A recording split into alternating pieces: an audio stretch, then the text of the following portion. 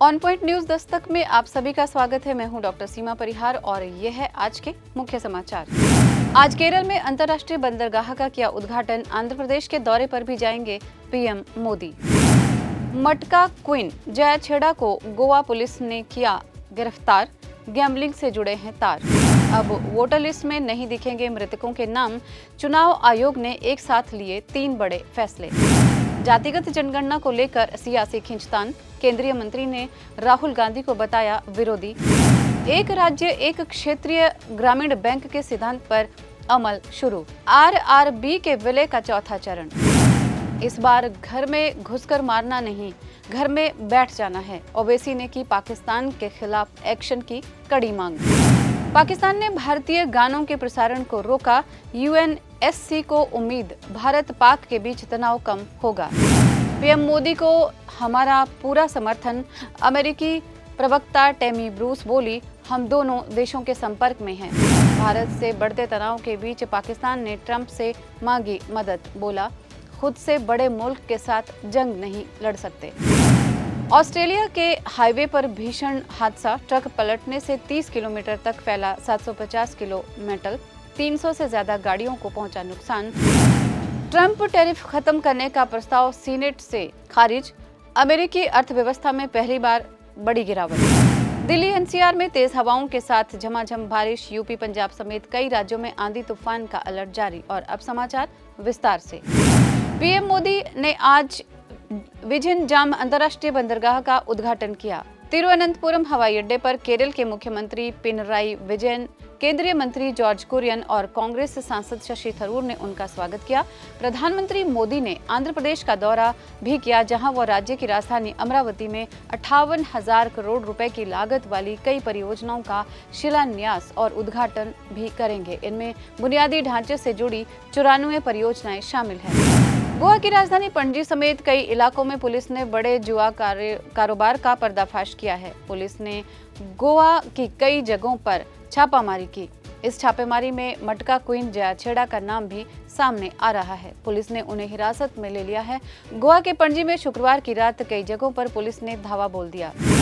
चुनाव आयोग ने सुधार की दिशा में 3 और बड़े फैसले लिए हैं। इनमें सबसे अहम फैसला मतदाता सूची को त्रुटि रहित बनाने और उसमें से मृतकों के नाम को तुरंत हटाने की मांग है। इसके लिए उसको अब किसी औपचारिक आवेदन का इंतजार नहीं करना पड़ेगा, बल्कि महापंजीक के मृत्यु पंजीयन डेटा से मृतकों की जानकारी इलेक्ट्रॉनिक रूप से हासिल करके निर्वाचन पंजीकरण अधिकारी ERO को मुहैया कराना होगा।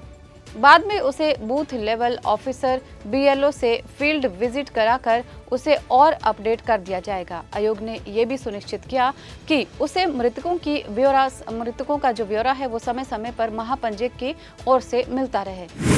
जातिवार गणना को लेकर मची श्रेय लेने की होड़ के बीच भाजपा ने आरोप लगाया है कि कांग्रेस सिर्फ सत्ता के लिए सामाजिक न्याय का स्वांग रचती है। राहुल गांधी सामाजिक न्याय के विरोधी हैं।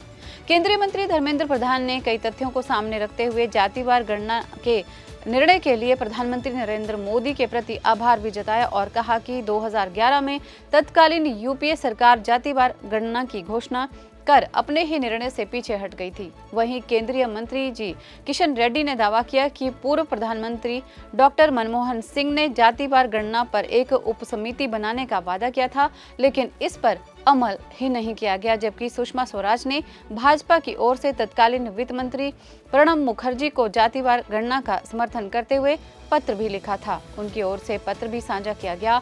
उस वक्त प्रणब मुखर्जी की ओर से पत्र लिखकर भाजपा का विचार मांगा गया था।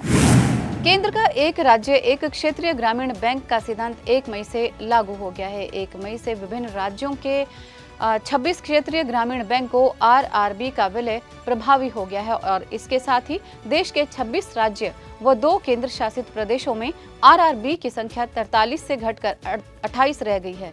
वित्त मंत्रालय के वित्तीय सेवाएं विभाग के मुताबिक बेहतर प्रशासन, कर्ज प्रवाह और वित्तीय समावेश के दायरे को बढ़ाने के उद्देश्य से 26 RRB के विलय का फैसला किया गया है। अप्रैल माह में RRB के विलय की अधिसूचना जारी की गई थी, जिस पर 1 मई से अमल होना था। पिछले साल नवंबर में इन 26 बैंकों के विलय को लेकर वित्त मंत्रालय ने कवायद शुरू की गई। इससे बैंकों की संचालन लागत में भी कमी आएगी। और अब अंतर्राष्ट्रीय समाचार। रिपोर्ट के मुताबिक पाकिस्तानी सेना ने इंटरनेशनल बॉर्डर की कई चौकियां खाली कर दी हैं और अपने झंडे से पोस्ट से उतार लिए हैं। इस बीच हैदराबाद से सांसद और AIMIM के प्रमुख असुद्दीन ओवैसी ने केंद्र सरकार का समर्थन किया है। उन्होंने कहा कि अगर पाकिस्तान के खिलाफ कोई कार्रवाई हो रही है तो उसे ठोस और निर्णायक होना चाहिए। ओवैसी ने कहा कि बीजेपी कहती है कि घर में घुस के मारेंगे, तो अगर इस बार कार्रवाई कर रहे हैं तो घर में घुस के बैठ जाना है। ये संसद का प्रस्ताव है कि गुलाम कश्मीर हमारा हिस्सा है। अगर ये बात सरकार मानती है तो फिर उसे जमीनी स्तर पर दिखना भी चाहिए। पहलगाम हमले के बाद भारत और पाकिस्तान के बीच टकराव की स्थिति बनी हुई है। ऐसे समय में अमेरिका ने एक बार फिर से भारत का साथ देने की घोषणा कर दी है।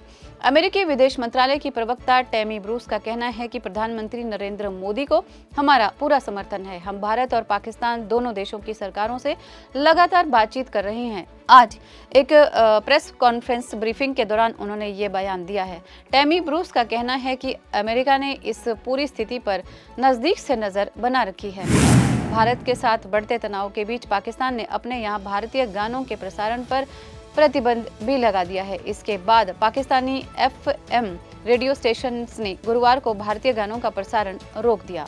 पाकिस्तान ब्रॉडकास्टर्स एसोसिएशन यानी कि PBA के महासचिव शकील बसूद ने कहा, PBA ने देश भर में पाकिस्तानी FM रेडियो स्टेशन पर भारतीय गानों के प्रसारण को तत्काल प्रभाव से बंद कर दिया है।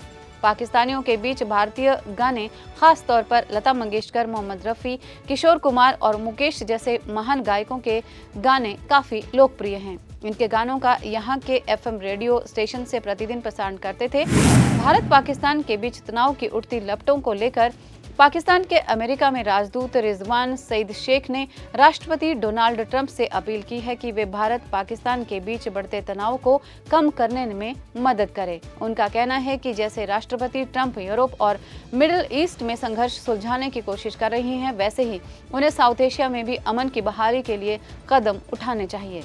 एक ट्रक ने आज सुबह ऑस्ट्रेलिया के सबसे व्यस्त राजमार्गों में से एक पर 750 किलोग्राम यानी कि 1653 पाउंड नुकीला धातु का मलबा फैला दिया, जिससे शहर की ओर जाने वाली लेन बंद करनी पड़ी। सड़क पर पड़े नुकीले धातु की वजह से सैकड़ों वाहन क्षतिग्रस्त हो गए। न्यू साउथ वेल्स राज्य पुलिस ने कहा कि ये घटना सुबह के समय M1 पैसिफिक मोटरवे पर हुई और इस घटना में 300 से अधिक वाहनों के टायर क्षतिग्रस्त हो गए।